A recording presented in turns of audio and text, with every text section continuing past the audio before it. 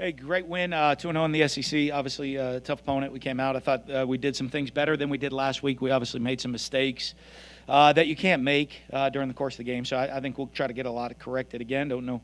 I don't know how well we played today, but you know what? I like our attitude. Our guys come out and perform, and we continue to make plays when we need to make them. And at critical moments of the game, we make the plays we need to make to win. We want to get more better, to be more consistent as we out there and play. I want to thank all the Gator fans that showed up today. Great crowd. Exciting, to be back in the swamp. Exciting to be playing football back in the swamp. And it was a lot of fun out there for us. So that way. So what do you guys got?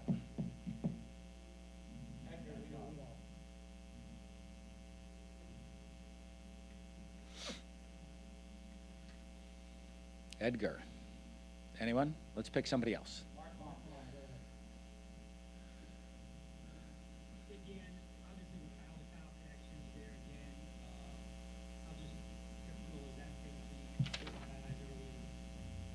Yeah, it was good. I mean, Kyle had 4 catches today, which was pretty good. Kadarius, we thought we'd get a good matchup there. We got some with good catches. Trent, everybody. I think, Kyle does a good job to me. He made a couple critical errors today, turning the ball over twice. And those were bad mistakes, to be honest with you. But I think when we needed to, he took what they gave us, and we were able to spread the ball around to a bunch of different receivers. So I think that was a real positive, and take advantage of matchups that we had out there on the field, and we did a pretty good job with it.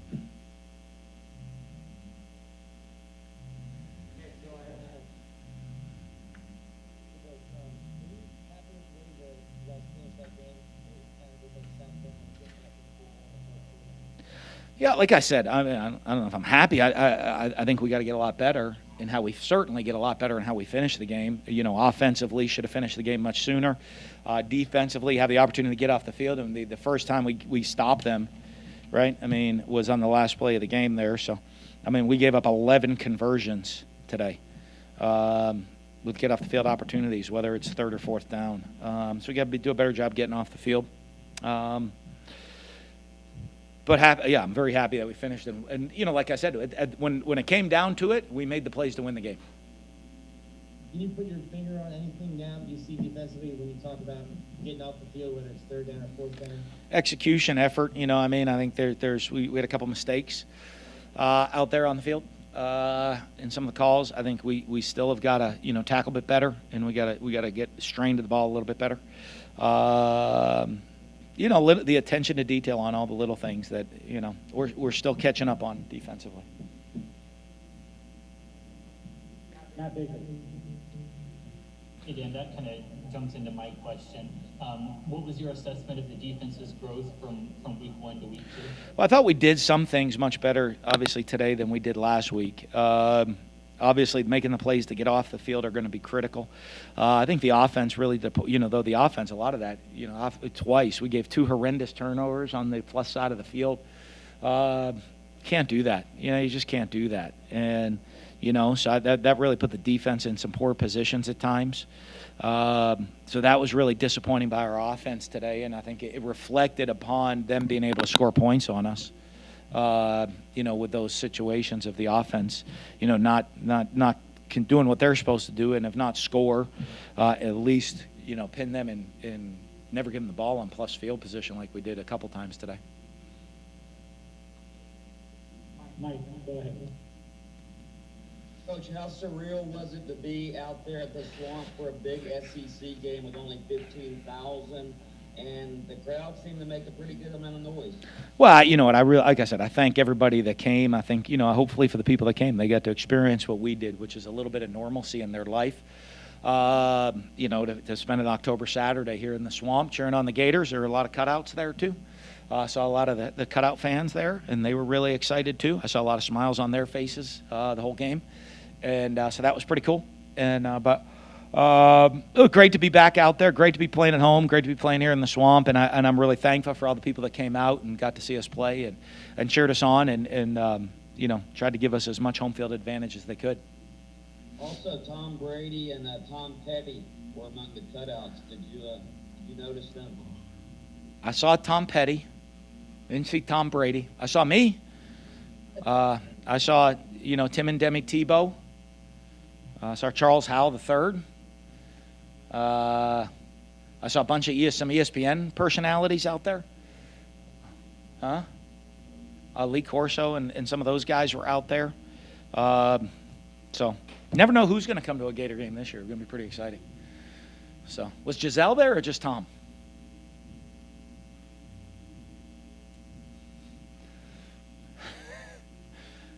Got everybody silent on that one, didn't I? That's good. Are you back on?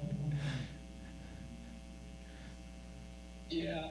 Can you even hear me, Dan? Now I can. There you go. Can you hear me? Yeah. Yeah, this is a Zoom up here, buddy. Okay. Are you in quarantine or something or no? I might be after today, we'll find out. So, back to the crowd for a second. I might not have heard you, but what did you think just in terms of the impact that it did have? And it was a pretty good clamoring considering just 15,000. Well, it was. I thought they brought a lot of energy. They helped bring energy to the team, helped cheering the team on. I thought that was really critical for us. It gives you the home field advantage. Hey, home field advantage this year is going to be defined very differently than it has been in the past. But, every Gator fan that comes and cheers and supports the team, boy, I mean, they don't just try to make it loud and for the opposing teams, okay, which that's normally a big part of it. But the how they pick up our team is huge. I mean, how they pick up our team, the energy they create with our team is huge. And I thought they did a great job picking up our team and giving them energy today.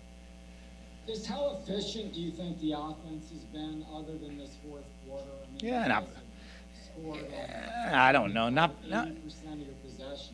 I didn't think we played exceptionally well offensively today, to be honest with you. I thought we made some critical errors in the course of the game. I think I would expect us to play a lot better than we did today offensively. At times we did some really good things. Guys made plays. We distributed the ball well at times.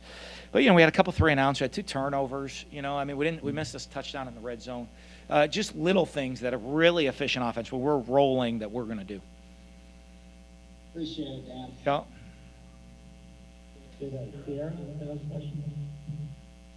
Yes. How exciting was it to see Trent Whittemore, redshirt freshman and Gainesville native, score a touchdown his first game in Swamp? Well, we've seen it. We see a lot of great things at practice all the time. I'm sure it was even more exciting for him than me. Being a local guy growing up here, growing up as a Gator, to have that opportunity is pretty special. But we've seen him, not just this year, but last year. I mean, he's a guy that finds a way to get open, extremely intelligent football player. We can move him around on the field, and he's got great hands. I think you saw his athletic ability also on not just the touchdown catch, but the big catch over the middle that he made. He's a phenomenal athlete. So, it's good. It's good to see us. As we say, we keep rolling receivers through, getting guys different opportunities to get out there on the field to continue to grow as a team. We're going to need that to create that depth as this season goes on.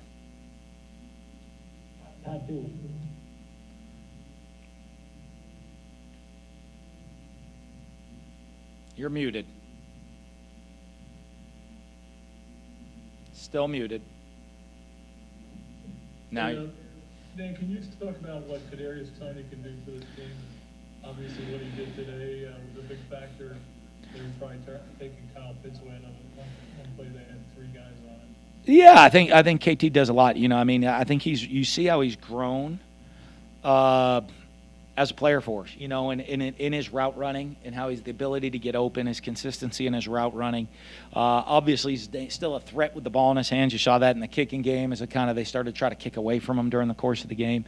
But, he's a guy we can move all over the place, put him in the backfield, motion him out of the backfield. And a lot of that shows to be able to do all the different things with him, he's got to be smart, and he's got to be really not just intelligent, but a smart football player as well, and understand how to do the different things. And he really did a good job of that today.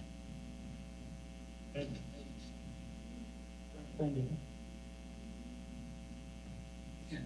Thanks, Coach. So 9 different players caught passes today. How much does that add to your offense, and how do you manage that? But I mean, that's a lot, I guess, because it's, what you look at is, I think people look and say, okay, how you getting the ball to this guy? How you getting that ball to that guy? We don't. We call our plays, and we're going to take the matchups they give us.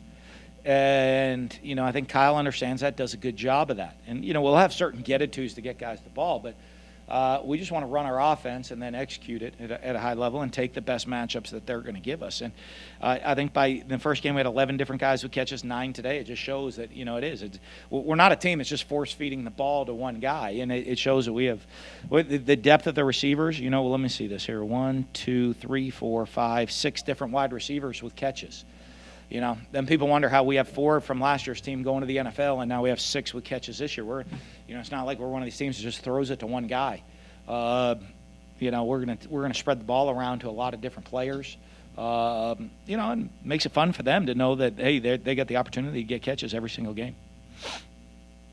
Thanks, Dan.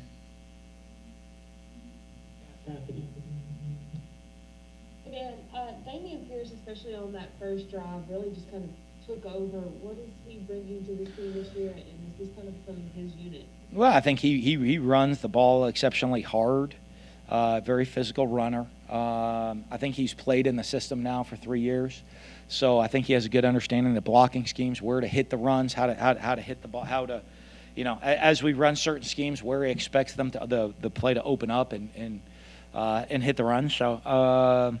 But again, I think you watch us. We roll those guys through too. I don't think he had a catch today, but Naquan Malik had carries and catches. So we're going to keep rolling those running backs through to get different touches for guys. And then you mentioned kind of until things got rolling with the defense. Do you feel like the issues are fundamental, or just kind of rust that needs to be shaken off? We'll see. I think it's a lot of.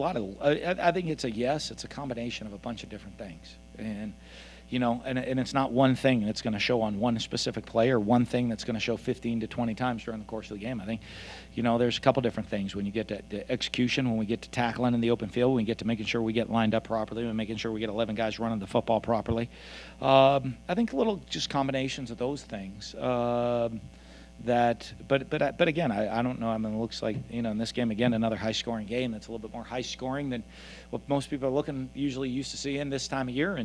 But I think defenses, like the reverse this year, defenses will start catching up as the year keeps moving forward. Thanks, Dan.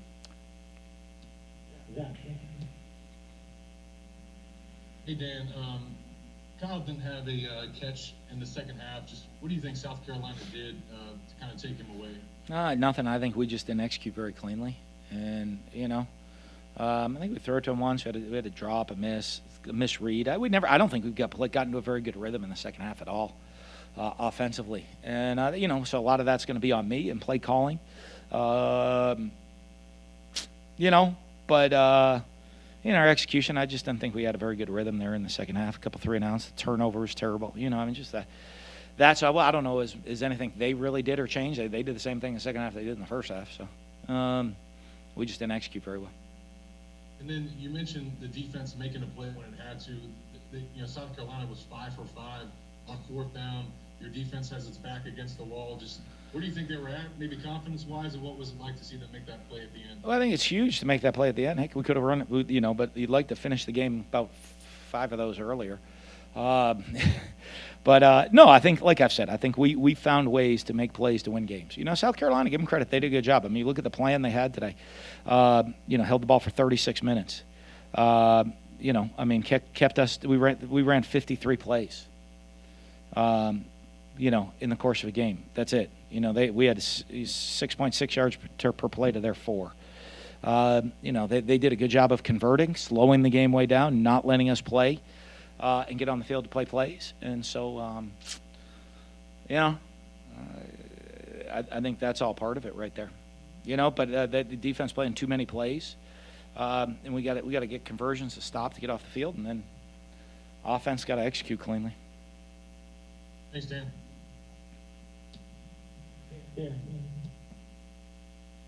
Hey, Dan, you talked about the sense of normalcy for the fans that came out today. How difficult has it proved to be for these guys to lock in through 2 games, to just lock in for 60 minutes?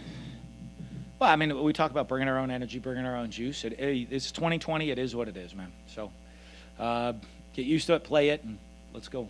Let's go. So, I don't know. It just is what it is. And, it's not going to change. So we got to continue to do it. I mean, I think there's a great energy from our fans having there. The people that came created as much energy as they can. We're trying to create energy on the sideline for our own guys to play. And I think our guys, you saw it. I mean, we finished the game. We put, and it's the final plays of the game. We're still playing hard. So it was a pretty good deal. All right, we have a second mic for him. I think that's me. Hey, Dan. Hi. Just wondering, between the slow start for the defense in the first half versus that 8-minute drive by South Carolina in the fourth quarter and them kind of dominating, which defensive performance concerns you more, and how do you resolve it? Well, I mean, it's like everything to me. I mean, like I've said a couple times, there's not one thing. It's multiple things. So, I mean, we won by 2 touchdowns, so we made the plays we needed to. So, every little detail of the game concerns me. So, I mean, I know you guys want to hear, okay, it's this or it's that. Every little detail of the game concerns me. Offense going 3 and out concerns me. That's really bad defense. Offense is extremely responsible for playing defense. Twice we gave them the ball at the midfield, okay? And then in the fourth quarter, we had we come out with a 3 and 2 3 and outs, I think, offensively. So that's really bad defense played by the offense. We have opportunities to get off the field on third down on defense. We didn't. We make some great plays and then give up some plays that we should make. So there's some missed assignments in there. I'll evaluate like every call, making sure, but I know there missed assignment. Should be make sure we're making the right calls. We got to evaluate that. Make sure we're making tackles the right way. Making sure we have 11 guys running the ball. We're executing the right way. Offense has got to make sure you can't come out there and go 3 and out. You can't do that. That's just terrible by the offense. So we'll evaluate the offense, what we needed to do to fix that, to not have 3 and outs, to get first downs in the fourth quarter when we need to put the game away on ice. All of the above. Every little aspect, every second of that game concerns me about us getting better. But, I mean, I don't know I've ever been in a game where every second of the game didn't concern me about improving. So this week's no different than any other week, I don't think. Thanks, Dan. You're welcome. Yeah, I mean, you guys have done a fantastic job from a COVID standpoint. Is tonight the night where you really got to hold your breath in terms of, like last week, you're 2 hours on the plane ride back with these guys? You can like literally a whole different deal now that they're home and in campus and whatnot. So I told them literally every time they go into a closed building, they need to hold their breath. So we'll hold our breath. No. Hey, I mean, our guys have done a great job, and we've been on campus. I gave them weekends off. All that stuff. I mean, we were home by 8 o'clock last weekend. I mean, I don't know about you. I remember me being in college. I don't want to give up too much, but 8 o'clock was just the start of things when I was in college. And we were home at 8 o'clock last week, so every night concerns me. But our guys, I really believe our guys have made really good decisions about things. They've taken it seriously. I think a lot of people, people around Gainesville have really taken it seriously. So I hope we continue to make good decisions, continue to stay safe in what we're doing, and get ready to show up on Monday morning and get ready to go, the players, and get ready to go beat Texas A&M next week.